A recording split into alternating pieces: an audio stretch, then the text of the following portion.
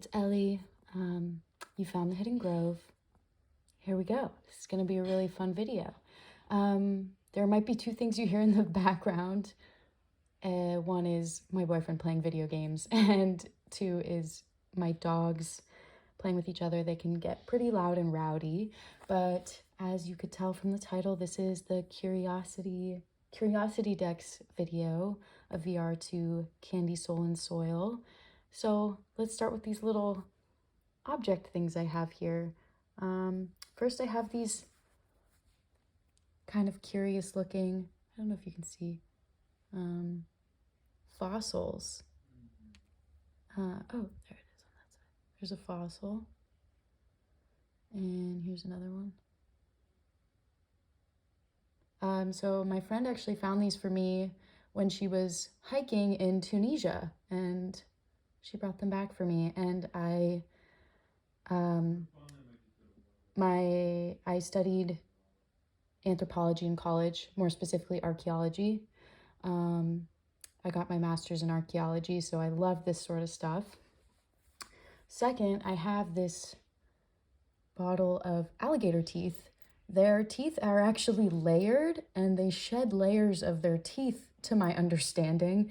So I lived in New Orleans, in Louisiana, for 5 years, and I encountered a lot of shops that had alligator things. So I have a little tooth jar.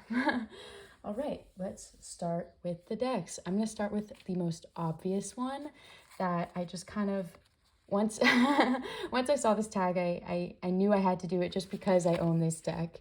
It's called the Cabinetarium. It's by Armando Vivi, and I got it in a museum gift shop, and it's literally a curiosity cabinet. So each of these playing cards is like a little creature or strange object, something curious to look at, and I just love it so much. I've only ever used it to like play with like actual games. I haven't ever tried to use it for divination, but it might be interesting to see using this in a reading and see what comes up, because these images are so interesting and I feel like bring up a lot of interesting feelings. That's interesting. King of Cups, huh? So yeah, that seemed like the perfect deck for this tag. Cabinetarium, number one. All right, number two, I chose the Earthbound Oracle. This is one of the first Oracle decks I bought for myself, and it just is curious to me, I think because of this layout of like an object in blank space.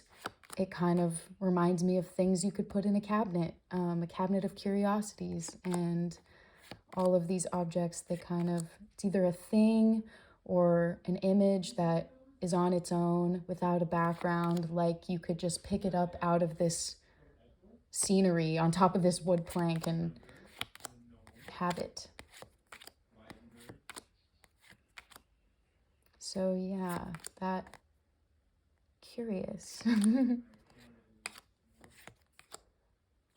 Reminds me of taxidermy and just kind of like, you know, strange plants. Yeah, that object in space kind of vibe is definitely evokes the curiosity for me. And another deck that kind of, that same object in space vibe is the Adapt Tarot. This one has, I love collage decks, and I really like this one because it has a lot of white space in it. I feel like this, first of all, it's just beautiful, and I love this kind of folded over of the backs onto the front of the card.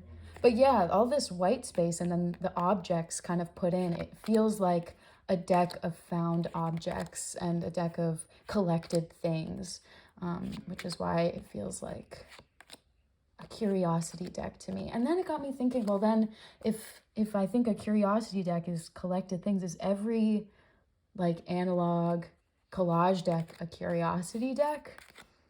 I don't know, maybe. This one just felt the most, because of the white space, kind of that clear distinction between the thing and the rest, you know, the thing in the background, the objects that were found and placed in the deck. So that was very, oh, here's the magician. I love that. Like this box. I've got my curious box over here. Yeah, another curiosity.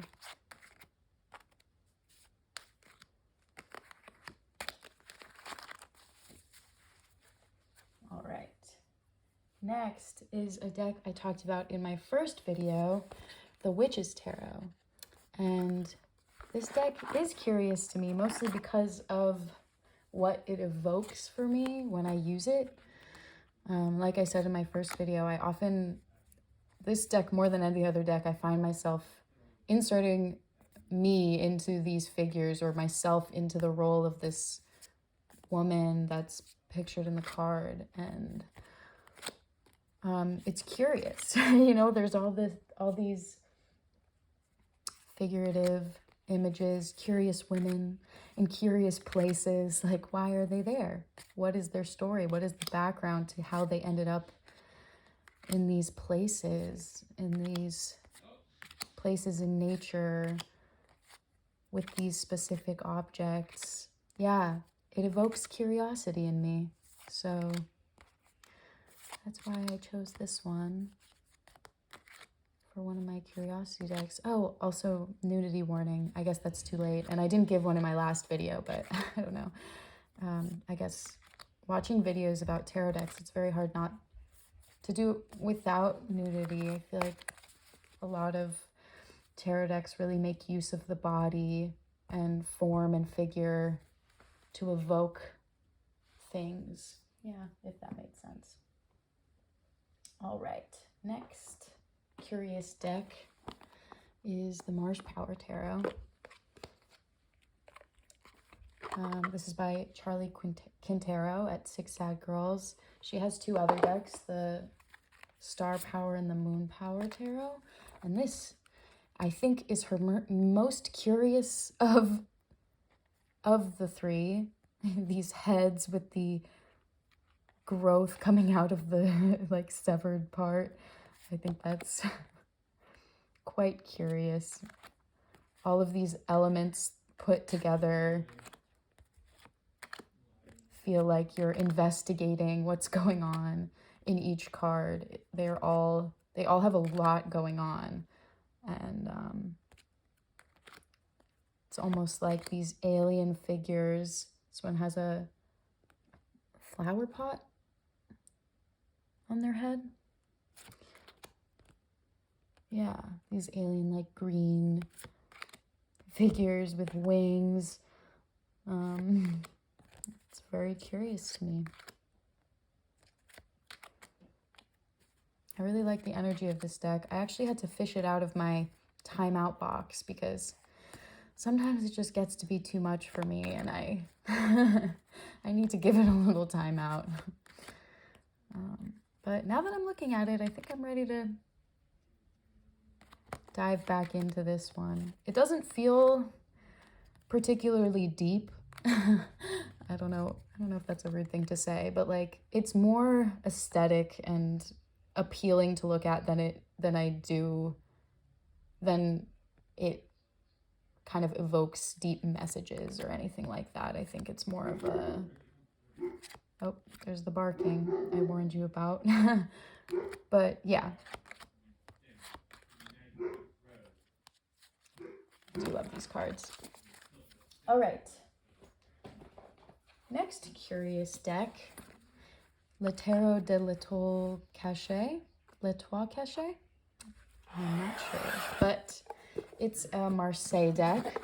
But something about it just, evokes curiosity in me. There's some cards that just have elements in them that are so interesting to look at, and it kind of upholds, for the most part, traditional Marseille structure, but then it has things like these arms with the money and the credit card and just these objects kind of all thrown in there that make it quite curious. This deck makes me laugh a lot, actually. The scratched butt of the cat with in the Fool card. Just, I don't know, something about it feels a little silly, but also like there's hidden messages. The AirPods down here, it's funny. Just like there's hidden messages in these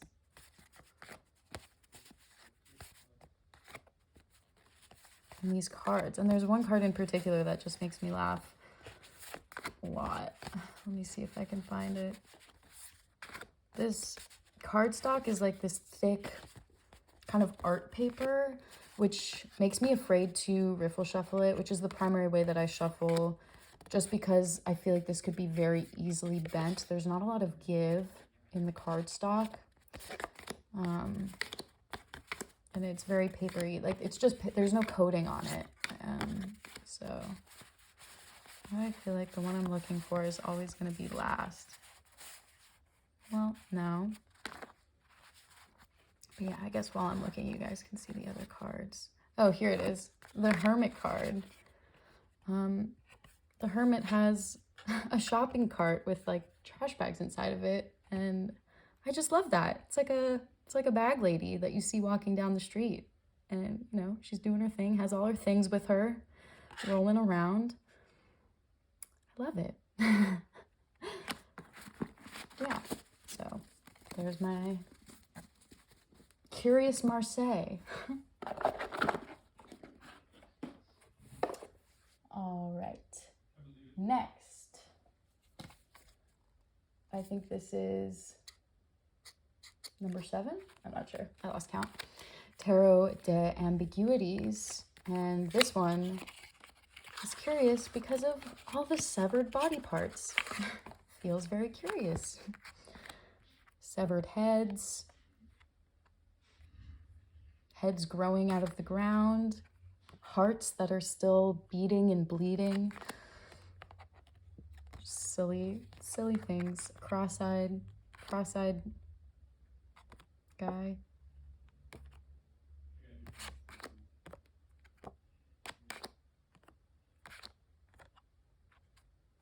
Yeah. These severed heads that they still seem to be conscious because their eyes are all open. I don't know. Curious.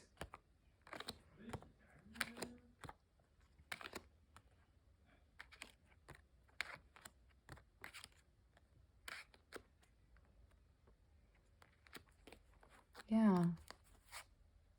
I also think the like tea-stained background kind of evokes that old Cabinet of Curiosities feeling, like somehow some sorcerer is keeping all these parts of people alive in his cabinets. Yeah, like it a lot, especially that cross-eyed hangman. He's really silly. All right, next is the Goblins and Gardens Tarot.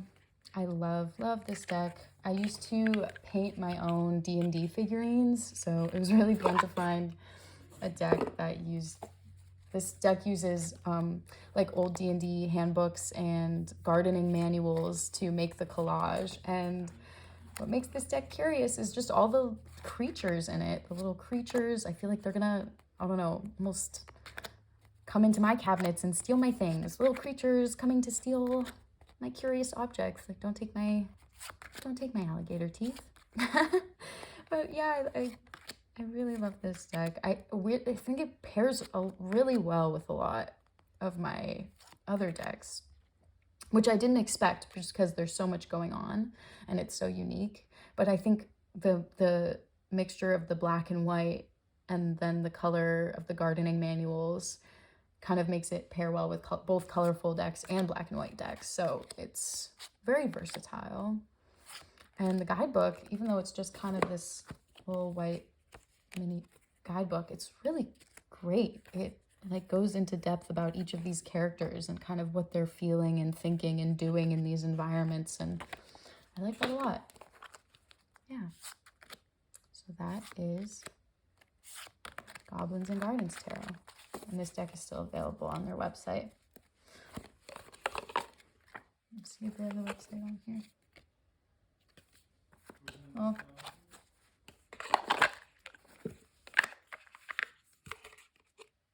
There it is.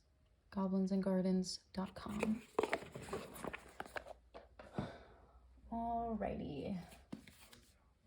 Next curious deck is the Tarot of Musterberg. Musterberg? Musterberg. I don't know. Also known as the Ginger Tarot. I think I recently put it back in order for some reason. Oh, I was comparing it to one of my Marseille decks. And that's the reason this is so curious. First of all, why are they all ginger? That's the first question. Second of all, it's a pip deck that at first glance looks very much like Marseille. But it's not. It's not Marseille. The way that the pips are arranged make it something different. So that's what makes it curious to me. Are you a Marseille deck? Are you not a Marseille deck? Why is everyone ginger? Yeah, but I really like it. I love the cardstock. I don't know what it is, but I really like it. It's very satisfying to shuffle. Yeah. These majors are great. And then there's the confusing minors. Why are you not a Marseille? Curious. And I got this secondhand, so I don't know if this edging is what comes with the deck or if if the person who had it before me did it themselves, but I think it looks great. All right, and then number 10, the last curiosity deck is Mixtress Ray's Magic and Medicine of Plants Oracle.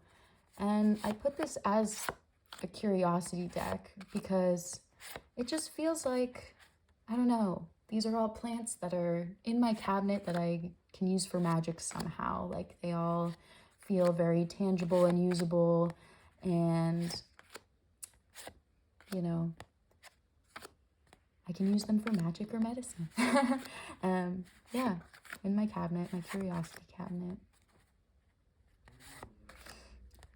I love decks like this. I love plant decks because it almost feels like I have a collection of plants, you know, a collection of little magical herbs that I really love. And I have it in the eco cardstock, so it feels like recycled paper, which is perfect for this deck. And you can find it, I think it's on Make Playing Cards. It's one of the make your print on demand sites. All right, so those were my 10. I have a couple of honorable mentions other than my main 10, and the first one is the Nicoletta Ciccoli Tarot, just because all these characters are like little dolls. They're like,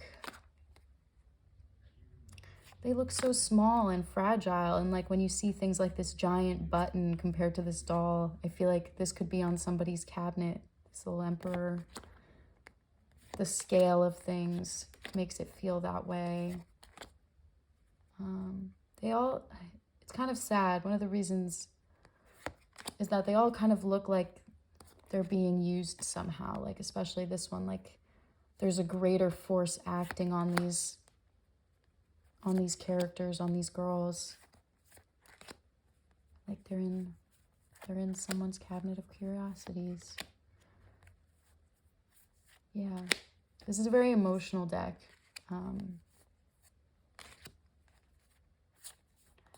I think you can kind of see why, but yeah, there's my first honorable mention. And then second, like I said, are all collage decks curiosity decks? I don't know, but this one also felt especially curious. This one's also, I've been comparing my decks a lot recently. This one was in order. I was comparing it to the Telesma Tarot. But this one especially, as a collage deck, feels like someone's curiosity cabinet just because the images and the objects feel so personal. Like the creator found these objects in her own life. And you can tell that they are created with some sense of, you know, personal connection. And for that reason, it's a curiosity, because it kind of enters into her life in a very intimate way. And I love this deck. I think this I think is my favorite collage deck. Yeah. And unlike the Telesma, it doesn't make me feel overwhelmed to use multiple cards in a spread. It doesn't feel like so much is in each image that I can't process it, or I can't read with it in bigger spreads. So that's the trouble I'm having with Telesma right now. But yeah. All right, that's all I have to show you. Thanks for watching. I hope you were entertained. Bye-bye.